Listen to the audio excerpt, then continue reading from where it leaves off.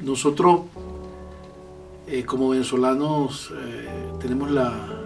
siempre la necesidad de reconocerle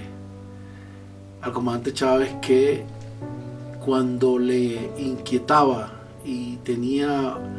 se planteaba como algún objetivo en el plano internacional, era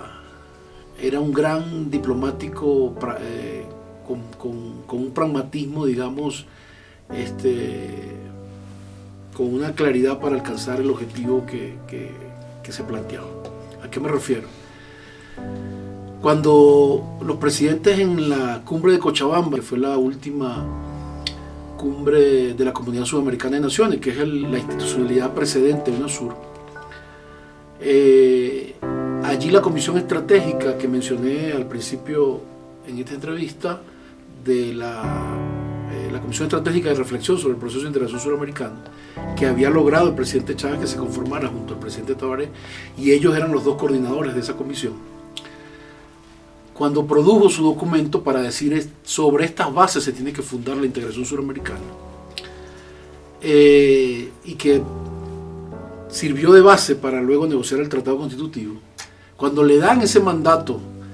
a los altos representantes de los presidentes para que vayan a negociar el tratado constitutivo, el presidente Chávez no se quedó tranquilo esperando que tuviera ese resultado, sino que dijo, dicho en criollo,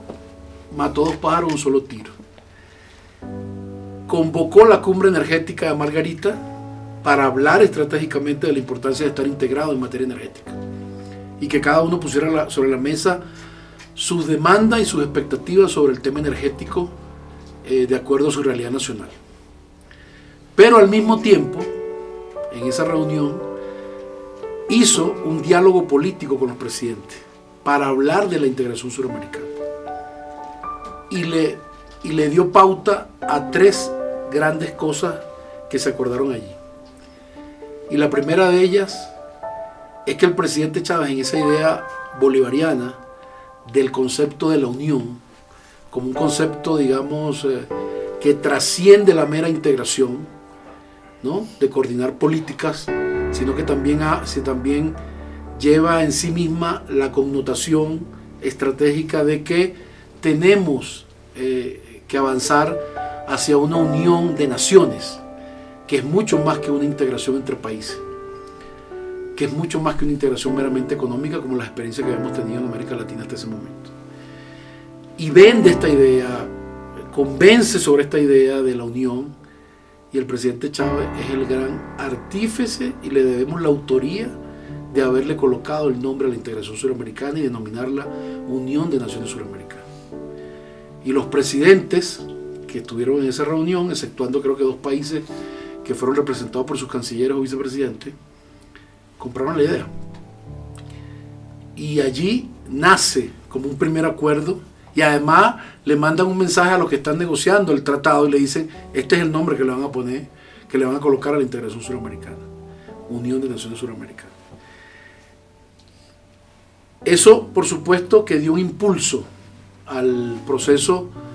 digamos, de acelerar esta negociación, porque luego los negociadores tenían que entender que no era una cosa, digamos, similar a lo que se había hecho hasta ahora en la región. Es más, el presidente Chávez llegó a debatir públicamente con algunos diplomáticos brasileños, de muy alto nivel, por cierto, algunos debates que fueron expuestos públicamente, porque se empezaron a configurar 2 tesis de cómo se debería configurar la integración suramericana. La tesis de la sumatoria, que era la tesis de simplemente unir a la comunidad andina más el Mercosur, que eran 9 países, ¿sí?, y más la experiencia individual de Chile, que no estaba en ningún mecanismo, y la experiencia de Surinam y Guyana en sus mecanismos de integración caribeño. Esa era la propuesta, en el concepto, por cierto, de la convergencia. Es decir, hagamos converger comunidad andina con CAN, tomamos la experiencia particular de Chile más Surinam y Guyana. El presidente Chávez decía, no podemos simplemente hacer de esto una simple sumatoria donde los países dicen vamos a juntarnos como que fuéramos un simple número. No. Esto tiene que ser algo más auténtico y distinto, yendo más allá de la convergencia. Y esa expresión se debatió y se discutió tanto, es decir, que no era que el presidente Chávez se oponía per se a la convergencia, sino que decía que teníamos que ir más allá. Y esa tesis hoy en día está en uno de los párrafos preambulares del tratado, cuando plantea cómo se va a conformar la integración suramericana, y al final dice, yendo más allá de la convergencia. ¿Qué significaba eso? Significaba lo que les comenté hace un rato, que los fines de la integración eran sociales, con instrumentos políticos y apoyados en el tema económico. Entonces, esa discusión, ese debate que se supone que en el mundo de las negociaciones diplomáticas puede ser una negociación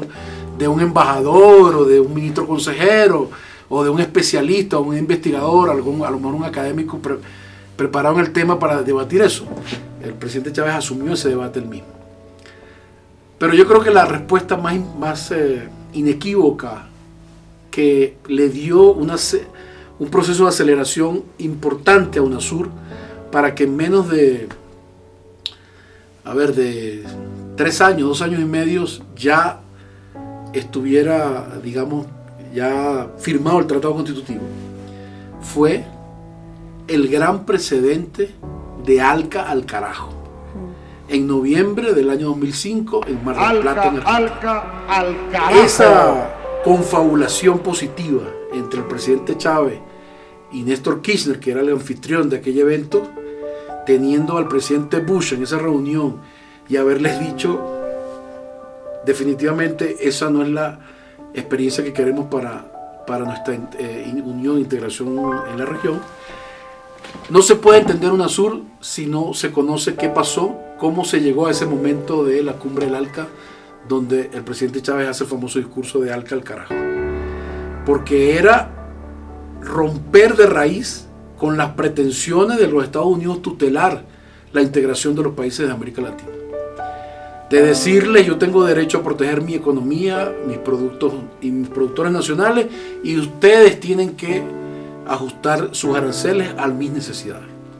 Para poner un ejemplo concreto de las grandes aspiraciones de lo que planteaba la alternativa de lo que era el ALCA en ese momento.